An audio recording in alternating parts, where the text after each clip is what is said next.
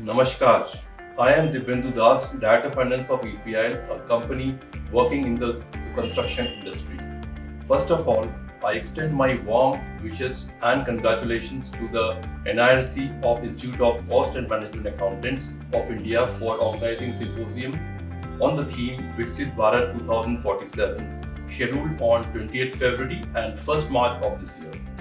The theme Viksit Bharat 2047 holds immense significance since this is the vision of the entire country to see India become a developed country by 2047. This is a crucial moment to give one's thought on the topic and contribute on the various policies, innovation and action required to make the country a developed nation by 2047. I appeal to all members to actively participate in the event.